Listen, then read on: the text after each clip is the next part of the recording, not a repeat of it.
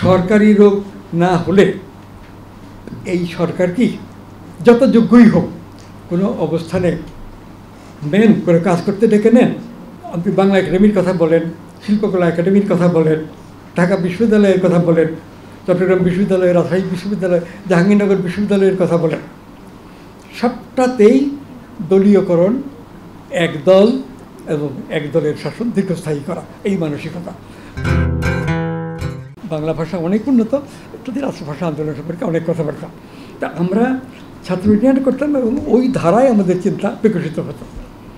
আর ছাত্রলীগ তখন এই বাঙালি জাতীয়তাবাদের কথা খুব বড় করে ছাত্র ইউনিয়নের মতো বলতেন না।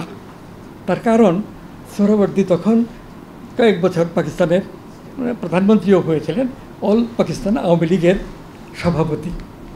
তো সেই অবস্থায় শেখ মুজিবও তখন সোহরাওয়ার্দীর কথার বাইরে কথা বলতেন না।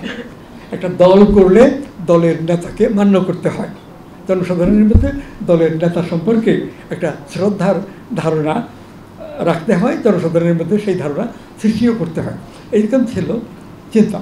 তো ওই পরিমণ্ডলে প্রথম দিকে ছাত্র ইউনিয়নই সবচেয়ে জনপ্রিয় সংগঠন ছিল ঢাকা বিশ্ববিদ্যালয়ে। ছাত্রলীগ দুর্বল ছিল, কিন্তু কয়েক বছর যাওয়ার, তখন তো নির্বাচন হতো প্রতি বছর, ছাত্র ইউনিয়ন ডাকছে। কয়েক বছর যাওয়ার পরে দেখা গেল যে ছাত্রলীগ একান্ত দুর্বল, ছাত্র ইউনিয়ন অনেক শক্তিশালী। আর আইয়ুব খান আসার পরে এনএসএফ বলে, ন্যাশনাল স্টুডেন্টস ফেডারেশন বলে একটা দল সৃষ্টি করেছিলেন, এবং ওই দলটাও কিন্তু ইলেকশনে 2-3 বছর জিতেছে এবং বেশ প্রবল হয়ে উঠছে। তারা প্রকাশ্যভাবে স্বীকার করতো না যে আইয়ুব খানের সঙ্গে তাদের যোগাযোগ আছে, কিন্তু নানানভাবে অনেক প্রমাণ আমাদের হাতে তখন ছিল যে আইয়ুব খানের সঙ্গে সরাসরি যোগাযোগ রেখে, এখানে মোনায়েম খান, এদের সাথে সরাসরি যোগাযোগ রেখে কাজ করেন। বিশ্ববিদ্যালয়ের ভাইস চ্যান্সেলর ছিলেন ওসমান গনি সাহেব, ভালো শিক্ষক ছিলেন, তার পার্সোনালিটি নানা দিক দিয়ে। কিন্তু মোনায়েম খান যখন এখানে গভর্নর, মোনায়েম খানই তাকে ওই বিশ্ববিদ্যালয়ে ভাইস চ্যান্সেলর করেছেন, এবং তিনি সরকার সমর্থন করে চলতেন। এর ফলে ওসমান গনি সাহেব তখন অনেকটা ভাইস চ্যান্সেলর হিসেবে মর্যাদা হারিয়েছেন। আর এই যখন বঙ্গবন্ধু ইসলামাবাদ থেকে মুক্ত হয়ে লন্ডন হয়ে দিল্লি হয়ে ঢাকায় আসেন 1972 সালের জানুয়ারি মাসে, ওই সময়টাতে লন্ডনে একটা প্রেস কনফারেন্স করেছিলেন। ওখানকার যারা বাঙালি আছেন লন্ডনে, তারা একটা প্রেস কনফারেন্স করেছিলেন এই অবস্থায়। তো বঙ্গবন্ধু মুক্ত ছিলেন, সেখানে বন্দী ছিলেন, তার ফলে কী ঘটেছে কী না ঘটেছে কিছুই বুঝতে পারেননি। জুলফিকার আলী ভুট্টো তাকে বলেছেন যে এখন তো আলাদাই হয়ে গেল, আপনার দেশ রাষ্ট্র আর আমার রাষ্ট্র এক না, আমি আপনাকে শ্রদ্ধা করি, আপনি কোন পথে যাবেন। একটা পথ তিনি দেখালেন, বিমান, এই বিমানে গেলে এইভাবে যেতে পারবেন, আর আরেকটা পথ দেখালে এই দিক দিয়ে গেলে এইভাবে যেতে পারবেন। তা শেখ সাহেব প্রথম যেটা বলছেন সেইটাই মান্য করলেন, এবং জুলফিকার আলী ভুট্টো বেশ শ্রদ্ধার সঙ্গে তাকে বিমানে পাঠিয়ে দিলেন করাচি থেকে দিল্লি, লন্ডনে 2-3 দিন ছিলেন, তারপরে দিল্লি হয়ে ঢাকায় সরাসরি আসছেন। অনেকে আপনাদের মনে আছে। এই সব ঘটনা চলে, এবং এই যে একটা রাজনীতি সচেতনতা, এটা ঢাকা বিশ্ববিদ্যালয়ে ছাত্রছাত্রীদের মধ্যে বেশ ধীরে ধীরে প্রবল থেকে প্রবলতর হয়েছে। এবং এই কথাটা তখন রাজনৈতিক নেতারা বলতেন যে ছাত্ররাই তো ভরসা, ছাত্ররাই তো সংগ্রামী, ছাত্ররাই তো অগ্রসর চিন্তার অধিকারী, এবং আমরা ছাত্রদের ফলো করি, ছাত্রদের যে নেতৃত্ব সেটা ভালো হলে দেশের জন্য ভালো হবে, এরকম কতগুলো চিন্তা ছিল। তো আসাদ চৌধুরী প্রসঙ্গে এই কথাটাই বলবো যে পূর্ব পাকিস্তান ছাত্র ইউনিয়ন ছাড়া অন্য কোনো সংগঠনে তৎকালীন, বিশেষ করে তিনি সমর্থকও ছিলেন না, কাজও করেননি। MA পাশ করার পরে আসাদ চৌধুরী ব্রাহ্মণবাড়িয়া কলেজে লেকচারার হিসেবে যোগদান করেন। ব্রাহ্মণবাড়িয়াতে এখন অনেক কলেজ হয়েছে, তখন একটা ছেলেদের কলেজ ছিল, একটা মেয়েদের কলেজ ছিল, এবং ওই কলেজটা বড় ছিল কিন্তু সরকারি কলেজ ছিল না, বহু আগে এরশাদের সময়ে এগুলো সরকারি কলেজ করে ফেলছে।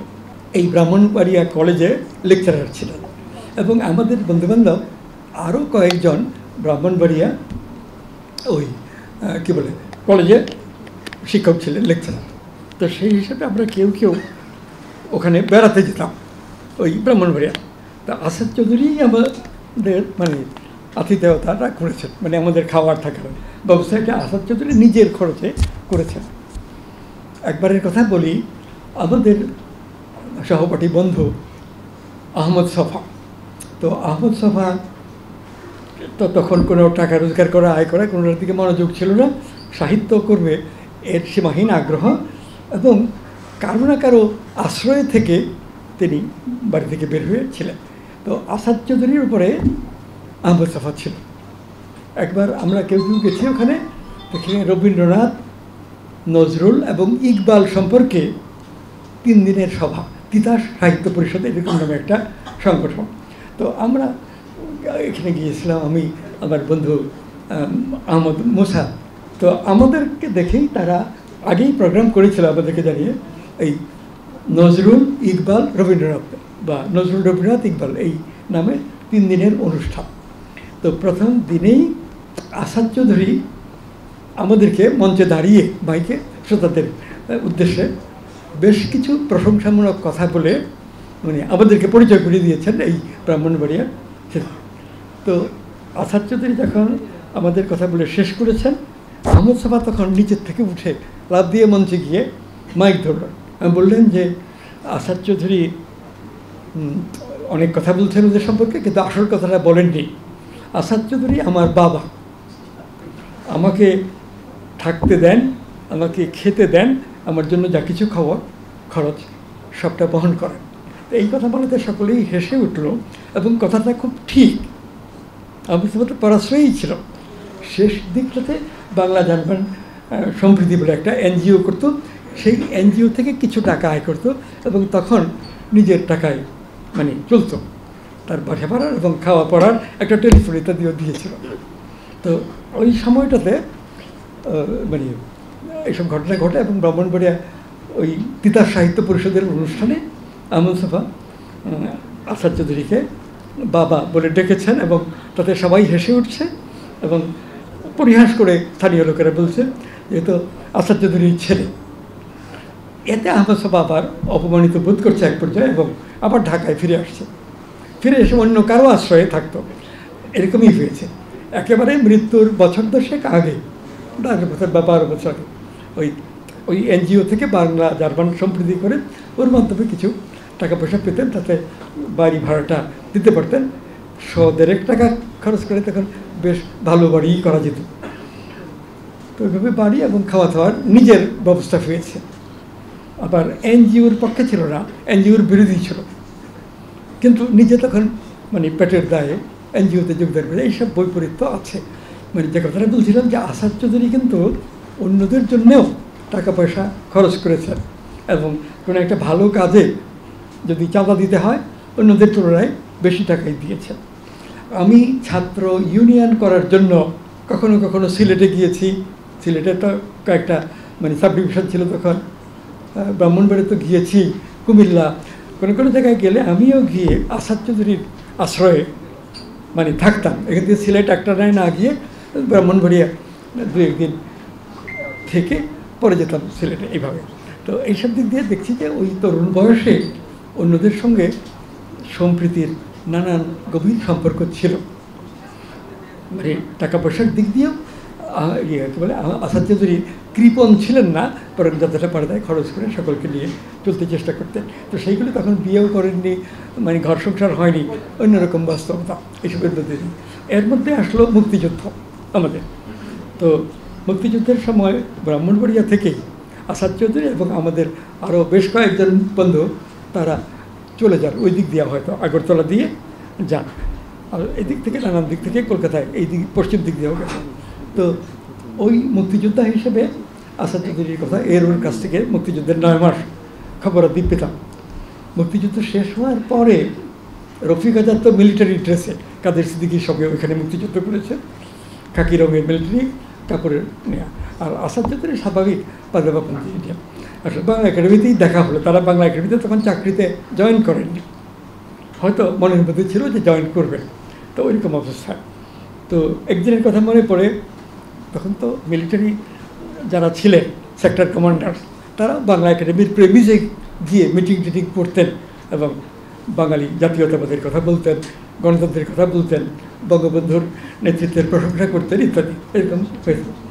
তো সেই পর্যায়ে আসাদ চৌধুরীকে দেখলাম যে মুক্তিযোদ্ধা হিসেবে সামনে আসছেন, তার সঙ্গে রফিক আজাদ এবং আরও কেউ কেউ আছেন।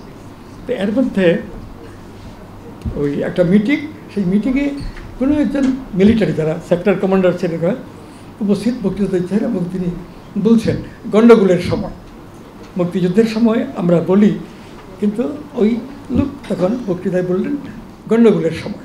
তো গণ্ডগোলের সময় বলার ফলে কিছু তর্ক বিতর্ক সৃষ্টি হলো এবং গণ্ডগোলের সময় এইভাবেই মুক্তিযুদ্ধ পরিচিত ছিল যুদ্ধের সমাপ্তির পরে 2-3 মাস।